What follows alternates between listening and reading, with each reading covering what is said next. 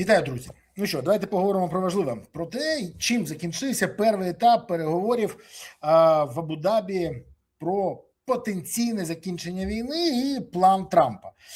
Переговори щодо України в Абу-Дабі відбулися в конструктивній та позитивній атмосфері, повідомляє Reuters з посиланням на представників уряду Об'єднаних Арабських Еміратів. Зразу скажу, те ж саме приблизно іншим виданням, але анонімно, кажуть представники як української, так і російської делегації. Тож, якщо перекладати з дипломатичної або офіційної мови на людську, вони закінчились нічим. Це не провал, але і ніяких рухів, ніяких змін. Зараз поясню, що далі чекати, чи є якісь загрози, але найголовніше, чому сталося саме так. За даними Reuters, сторони обговорили невирішене питання у рамках запропонованого Трампом плану мирного кінця війни. Консультації, як сказали, пройшли в конструктивному форматі. Але про що це говорить? Говорили і не договорились, бо стоїть тільки одне питання. Питання Донбасу, території. І тут ані Україна, ані Росія не рухається. Хоча обговорюють, поважно слухають. Це, до речі, зараз дуже нагадує те, що було в Мінську. Тому самому Мінську, який дуже не подобався Зеленському. Бо там сторони обговорювали, але не могли нічого дійти. Це було тоді на користь України. Зараз ситуація на користь Росії. Бо поки йдуть переговори, атакується Україна, знищується інфраструктура, фронт рухається не в бік Москви, а в бік Києва. Рухається, правда, двушечка на Москву, це не в інтересах України, але в інтересах тих, хто це займається, а в бік Києва летять ракети. Я хочу нагадати, що от все, що зараз відбувається, це наслідки невмілих дій, помилок і хибних рішень, прийнятих Зеленським на протязі останніх років. Дещо про перемовини в Абу-Дабі варто додати. Я бачу, що багато хто вимагав демаршу від нашої делегації, щоб вона взагалі покинула перемовини після обстрілу України. Почнемо з того, що це б нічого не дало. А фраза про те, що Росія показує, як вона хоче миру цим обстрілом. Росії не потрібен мир. Мир потрібен Україні. Росія не хоче кінця війни. Запам'ятайте це базова історія. І почнемо з того, що якщо ми покинемо ці перемовини, нам це нічого не дасть.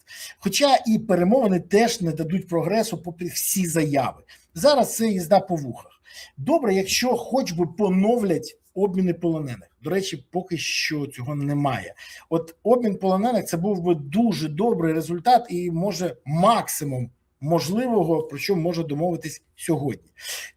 Всі перемовини взагалі були безперспективні з самого початку через відсутність сильної позиції України і відсутність наших європейських союзників за столом перемовин. Великою дурнею з боку Зеленського було погоджуватися на той формат, що є зараз, але від шоумена, на якого купа компромату американців, не варто чекати іншого. Це був ультиматум Трампа, і більше того, ми всі бачили в Давос, Трамп прилетів, щелкнув пальцями, Зеленський примчався, далі ні про що. Тільки атака в бік Європи. Але це вже не важливо. Немає європейців за столом, але саме від Європи залежать і мирні гарантії, безпекові гарантії, багато чого ще. Так як можна про це говорити? І Європи, якої нема за столом, скажімо так, це не кращий варіант в наш бік. В будь-якому випадку, просто покинути перемовини або відмовитися від них буде безглуздо і безрезультатно. Ще й посваримося ще з Трампом. Тільки цього нам зараз і не вистачало. А от якщо покинути і після того не двушечку на Москву слати, а вдарити 3000 ракет, які обіцяв Зеленський по Москві, от тоді був би ефект. А так просто покинути нічого не дасть. І ракет же немає, ми ж пам'ятаємо, бо це просто струс повітря, який дуже любить наш президент.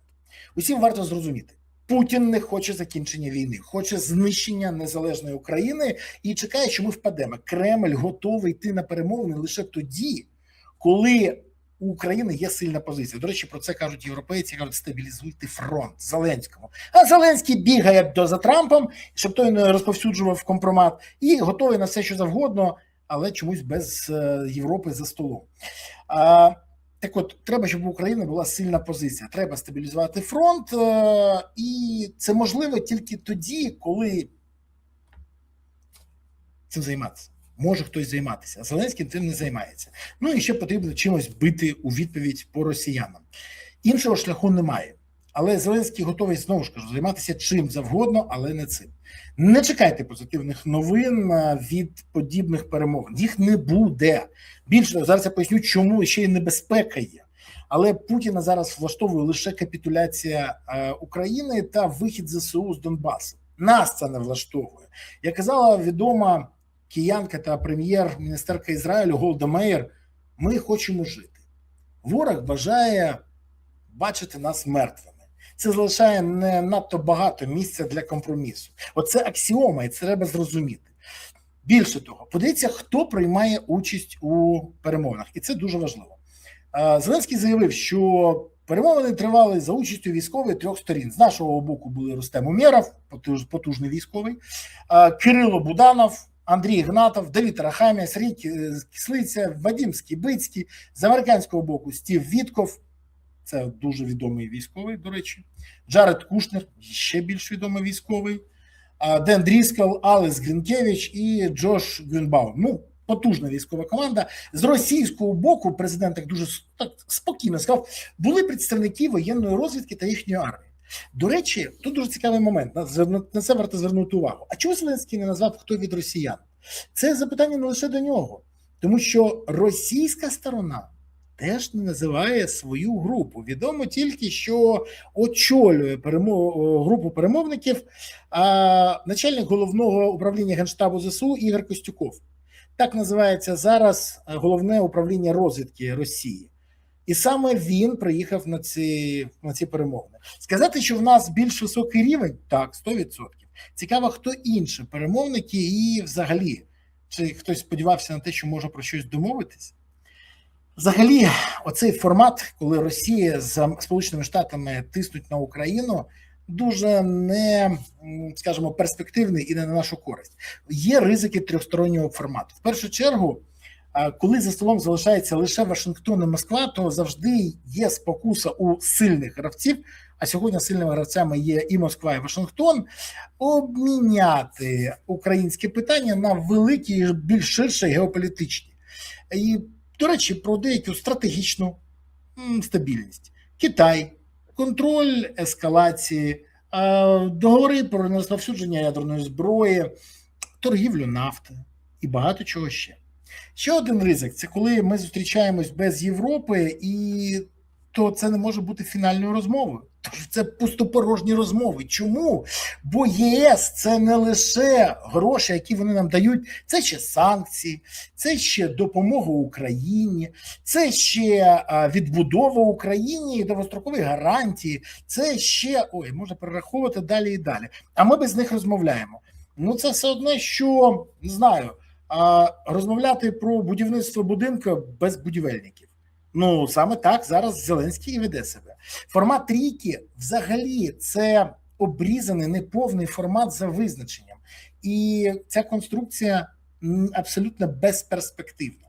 Далі, це фактично чергова реабілітація Росії. І от на цьому наполягають всі експерти.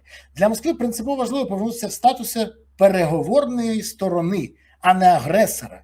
І формат, ото трьохсторонній формат, це частково підіграє цьому, і це треба розуміти. Ну і головне, що це ж фактично перехід від консультацій до потенційного тиску щодо рішень. Більше того, зараз просто йдуть неприйнятні переговори про вивод українських військ з усього Донбасу. А що наступне може бути? Щодо інших областей, бо апетити Росії збільшуються. А ще що? Може філіали ФСБ в кожному місці? Ну, давайте відверто говорити. Росіянам не потрібен кінець війни, вони можуть закінчити його в будь-який момент. До речі, ми всі це повинні розуміти. Тому висновок дуже простий. Без Європи за столом перемовин нас просто намагатися будуть вписати в чужі умови і в чужу угоду, на яку ми не дуже будемо впливати, щоб відстояти свої інтереси. А Європа якраз буде відстоювати наші, бо вони добре розуміють всі наслідки і перспективи. І останнє, що я хочу сказати. Зеленський на зустрічі в Давосі дуже яскраво заявив. Тут, у Давосі, минулого року, я завершив свою промову словами: «Європа має знати, як захистити себе». Минув рік, а нічого не змінилося. Це заява Зеленського в Давосі. Мені взагалі нічого не дивує в цій заяві, він це правильно сказав. Європа не знає. Але в мене лише два запитання. А є все зрозуміло там без питань. А Зеленський знає, як захистити Україну? Якщо знає, то чому це не робить? Бо всі обіцянки від 3000 ракет до блекаутів у Москві залишилися вже порожніми словами. І найгірше, що ніяк не наближають нас до кінця війни. Ну і ці перемовини. Знаєте, можна розвішувати локшину по вухах, тільки якщо люди готові підставляти свої вуха. Далі обирайте. Або не дуже приємна, різка, але правда, або солодкувата локшина, яка буде сповзати і ніяк не наблизить Україну до миру. Думайте. І дякую, що дивилися, дякую, що підписались, поставили вподобайку, прокоментували і поширили відео. Я сподіваюся, що ви це зробили і не забули це зробити. А головне, підтримуйте ЗСУ, бо це найголовніше. Донатьте на ЗСУ, приєднуйтесь до ЗСУ, допомагайте ЗСУ. Гуртуємось навколо ЗСУ, от тоді, справді, все буде Україна. Дякую вам. Па-па.